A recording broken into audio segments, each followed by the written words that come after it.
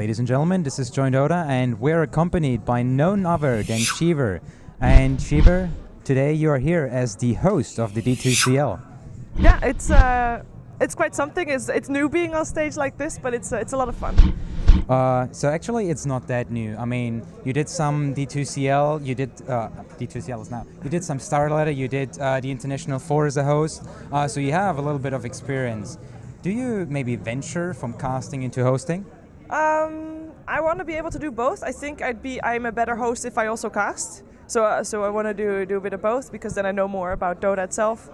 But I definitely like it a lot to pursue it a bit more, yes. And it's a bit different though. I mean, standing on stage compared to sitting safe behind a desk, though that's quite a big step. Although I wasn't as nervous as I was at TI4. So.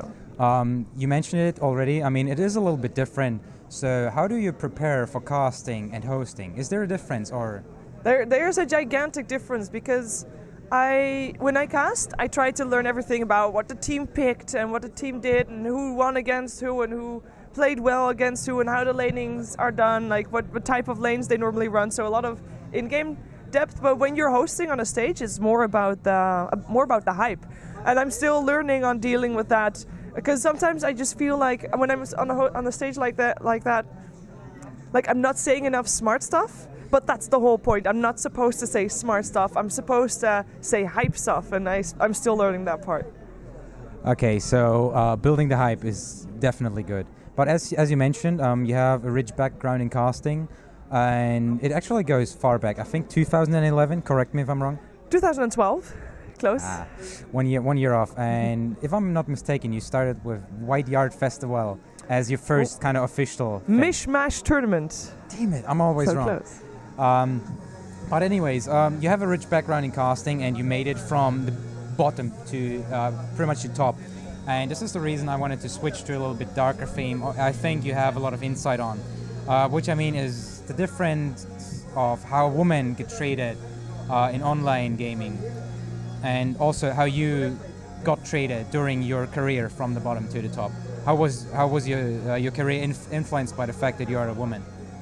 It's good as well as bad. It's a bit of both. So for me, I think regardless of for me personally, the difference between now and what is like 3 years ago is already gigantic. Like or at least from what I can tell. Obviously, I don't see everything, so I don't know for sure. But for me, how it has influenced me, I think that I got a leg up and then a leg over. That's how normally, like I said it earlier, but that's exactly how it is. So you rise to fame earlier because once a girl starts streaming or starts casting, it's like, hey, I gotta check that out. Check out, the new girl on the block. Everybody does it, and you know it too. I mean, it's just how it's done. So you get known earlier, so you get a lot of extra views perhaps earlier. It's a bit of a leg over because when that happened to me, like maybe I was casting maybe for a month, maybe a couple of weeks, maybe not even that.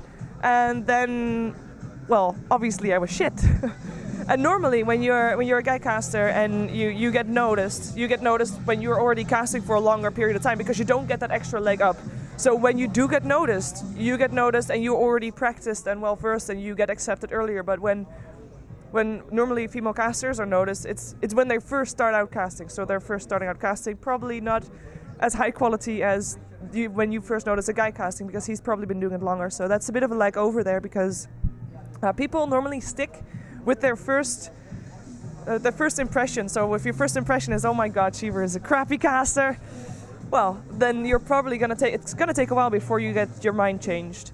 So in that regard, it was a bit of a leg over for me, but for me for now, it's like I don't consider myself a girl caster. I consider myself a caster, not specifically girl.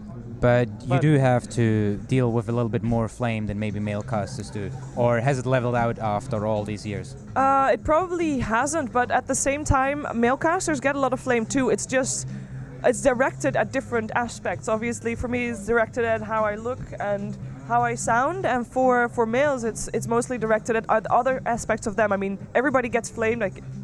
It's crappy, but it's part of the territory. Perhaps I get flamed more, but sorry to say, I'm used to it by now, which is kind of bad in a way. But at the same time, like I'm not bothered by it, and I think that if there's more girls casting, that at some point people are going to get used to it, and so the flame is not going to be only for girls, but just in general for, for the flames are going to still be there, but it's going to be more about the cast. But people will always find something to flame, even if it's like looks or whatnot. So you don't think there is a way to maybe change the community, to change their views, or is there? Yeah, there is. I think there is. It's all about getting used to it. I mean, if you look a couple of years ago, there were a lot less girl casters out there than there are now, I think. And I think that it just takes getting used to. For example, female tournaments, there's a lot of bad things to say about them, but also a lot of good things, because it will help people get used to seeing girls play Dota, which is something that a lot of people are still not accepting of. And it just helps people to get used to girls in Dota and girls in esports, and there's more and more. And as soon as people will get more used to it, it will lessen. I'm not saying it will go away, the flame, but it will lessen. I mean, the flame it's the internet. It's always going to be a little bit there. So we'll see what the future will bring. And speaking of future, I mean, future in esports, of course, you will hopefully be there. Do you have any plans? Because there were some rumors, there were some tweets flying out. So what are your plans for the future? Maybe joining an organization? I would like to. First of all, my plans right now is I want to move to Sweden, because I think that there's a lot more opportunities for me there to maybe do more shows. Basically, I'm not going backwards by moving to Sweden, and there's a lot of things that I could potentially do. I could help the studio with their shows and such, and maybe get some more exposure on that end. Perhaps help some with DreamHack or with TV6 and etc. I don't know what kind of opportunities there are, but at least there are opportunities, which is, like in the Netherlands, there's not really much there. So I'm planning to move to Sweden and see how it goes. And well, my plan is to, like, I have Sheever Gaming turned into a company now because of tax reasons, but I mainly want to keep it for being tax reasons. I have no intention of being my own boss. Okay, so prepare to see Sheever more in the good studio or even at the DreamHack Sweden winter. Are you going to be at DreamHack winter? I have a hotel booked. My sister is coming as well, going there as a spectator. Yeah, DreamHack winter is where I'll be. So if you are at DreamHack winter, approach Sheever. She is very approachable. I have one more question to lighten a little bit the mood at the end of the interview. How is Diego holding up? Diego is her cat. Diego is actually doing a bit too well. He's having a lot of fun at my parents' house. Doesn't seem to miss me at all. And I miss him a lot because obviously I was just at Star Ladder, and it would be a bit of a waste to like pick him up and then take him back there. It would be a lot of extra travel time. So he's at my parents, and he's doing fine. Having company of a dog, which he also likes.